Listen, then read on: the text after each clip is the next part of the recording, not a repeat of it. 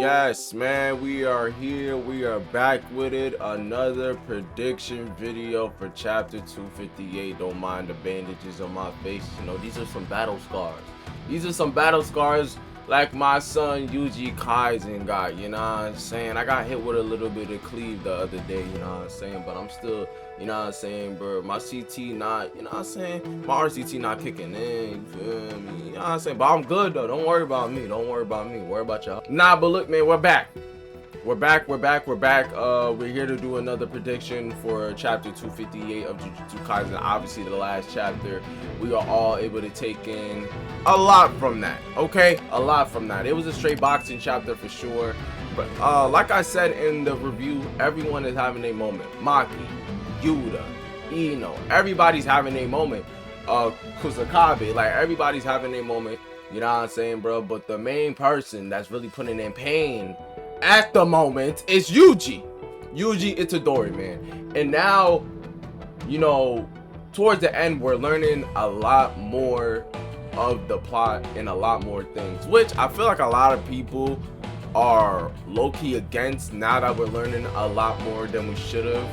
You know what I'm saying? Like, from like, you know what I'm saying? Like, a lot of people like it when you're able to learn as you go on, but as the anime and the manga was going on, we still wasn't learning a lot. We was only learning about the present plot of the anime instead of, you know, plot that, you know what I'm saying, we should have been getting before, you know what I'm saying? But now we're learning everything. So now everything's coming together, everything's becoming full circle, you know what I'm saying? You know what I'm saying?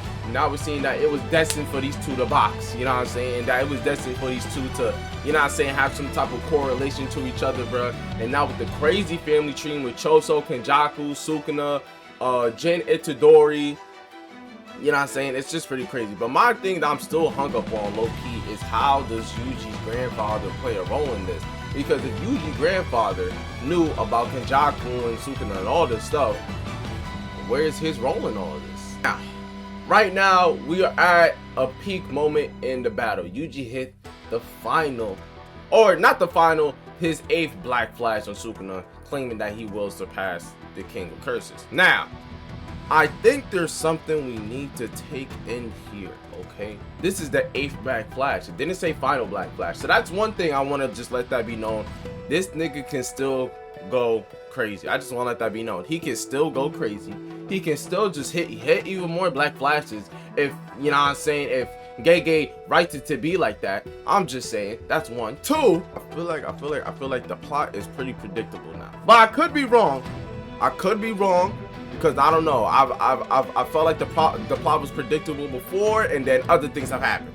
I'm going to keep it 100 with you. The plot is pretty predictable here, so I feel like there's only so many things, so many options that had to be written here. But one of the options I feel like, since Sukuna and Yuji are related, and Yuji does have the ability of Shrine, which is what Sukuna's full ability, Dismantle, Cleave, Malevolent Shrine, his domain expansion, all that is called. Like I said in the review, I think it's safe to say that Yuji has a domain expansion. Now, will it be his own domain expansion, or will it be something similar to Malevolent Shrine? Because remember, when Yuji used Dismantle, it was said that he's able to use Sukuna's Dismantle and Cleave, but since it's its own era, it will be used in the user's type of way. Now, it's a lot to take in right there, because it's like, if Yuji has his own domain, is he gonna have his own domain, or will it be something similar to Sukuna's? You know what I'm saying? But I also feel like there's another possibility that we're not talking about. Okay? Now hear me out. I'm about to break something down for y'all, and y'all are going to lose y'all minds over what I'm about to say. So hear me out. Remember when Sukuna said open against Jogo and he pulled out Fuka? Now, we have only seen Sukuna use that whole ability move only one time, and we barely know anything about it still. But if we're taking context clues, okay, his whole ability is called Shrine. Okay, he said open, he was talking about a black box offering, you know what I'm saying, and attaining a whole new ability. Now, in Japanese culture, when you go to a shrine, there is a wooden box that has a offering inside just for you, and it could be anything, money, a card, you know what I'm saying, it could be anything in there. It could be anything in there. So if I'm just taking context clues and applying it to the anime, since obviously it's Japanese culture, I feel like Yuji is going to use that same black box. Now, how do I think he's going to use it? I think Sukuna, he's going to be fed up. He's going to be tired with the bullshit. He's going to punch Yuji away, and Yuji going to eat that motherfucker. It's going to be a black flash, too. Sukuna's going to hit a black flash, and then after, Sukuna's going to be like, I got to put you down. He's going to pull out that Fuga. That Fuga! Now, once he pulls out that Fuga, Yuji's going to be there trying to heal up from the black flash, but it's not going to work. It's not going to be working, bro. He's not going to have, like, you know what I'm saying? He's not going to be healing as fast enough. Sukuna's going to be like, farewell. You wasn't as boring as I really thought you was. Boom! Shoot that motherfucker. As the Fuga arrow is coming at Yuji's face. As Yuji is inches away from his life being taken, he says, open. And he's going to reach into that black box offering. And guess what he's going to pull out? He's going to pull out Infinity. Yeah. He's going to pull out Gojo's ability, Infinity. And I'm telling you, look, and I know it sounds crazy. It would be too coincidental for him not only to even use Sukuna's black box offering ability, and then also pull out Gojo's Infinity using that against, like, that would be too crazy, but that's what I feel like is gonna happen. I feel like there has to be a plot twist turner here, bro. Now some of y'all gonna say, Shad, wait, bro, like they literally said the black box is, you know what I'm saying, a Sukuna exclusive. So and you know what I'm saying, like the only way he can get that is if he ate it from his brother or they. Now, okay, let me explain something for you dumb niggas, right? Let me explain something for you. When Sukuna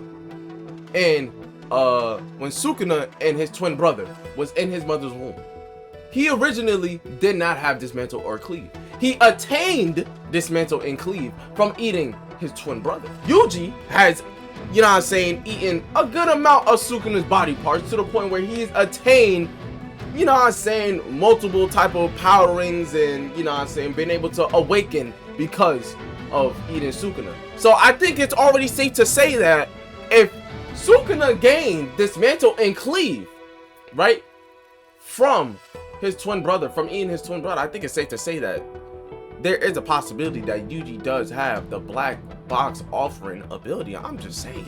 I think we need to talk about the possibility of the foreshadowing that Sukuna could possibly be getting eaten by Yuji. Now, I say that because twins are a bad omen in the Jujutsu Kaisen world. Example, Maki and Mai. You know what I'm saying? And the reason why they're such bad in the world is because they're two splits of basically a full person's abilities. You know what I'm saying? So that's why when there's twins in the Jujutsu Kaisen world, one of them gotta go. One of them got to go. Now, technically, they aren't twins, but they are somehow. They do have a coral DNA type relations.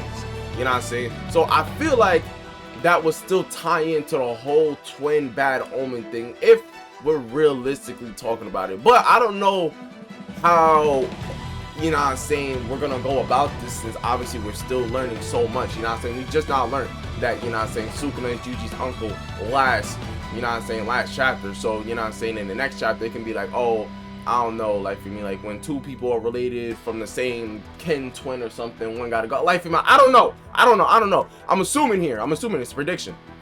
But I feel like another possibility thing that we need to talk about, Sukuna starting the merger for Tengen. Now, that is most likely going to be what happens. If we're talking about realistically, I think that's what's realistically going to happen. I think Sukuna, he definitely is on the brink of death. So I think, you know, as much as he probably does not want to, he's going to have to start that merger, bro. And definitely since Kenjaku gave him, you know, the, you know what I'm saying, soul or quote unquote plans, he definitely is going to have to start that bitch up sooner or later, 100%. I also want to talk about Gojo. Yo, everybody wants this man to come back. we have, like, don't get me wrong, we haven't seen a character in the manga slash anime come back from death. And when I mean come back from death, I'm not talking about how Gojo came back revival. Well, I'm also talking about that, but I'm also talking about the fact that, like, when we like seen them die on camera type shit, they don't come back. You know what I'm saying? We saw him die in his high school arc, and then he came back. For him, he's probably the only nigga that defies the law of the anime and manga. And I think Gege knows that. So that's why it's like, if Gege brings him back, it would be giving everyone what they wanted, and it would make sense. But at the same time, if he doesn't come back, it's like, damn, he's really dead. But it doesn't make any sense because he did it before. Why can't he do it again, you know? So I don't know. A lot of people are also talking about that he couldn't make a binding vow to like lose his 6 eyes or lose his infinity and for him to come back. And I also think that's probably a possibility, because don't get me wrong, if everyone else is able to make a binding vow to do this, that, and the third, you know what I'm saying, bro, and Sukuna made a binding vow with Kenjaku to stay alive, you know what I'm saying, I think that Gojo pulling a binding vow out of his, you know what I'm saying, out of his ass and losing his 6 eyes or you know what I'm saying, losing his infinity wouldn't be nothing crazy. I ain't gonna lie. Would that be crazy, y'all? Y'all say, like, bro, I don't think that'd be crazy.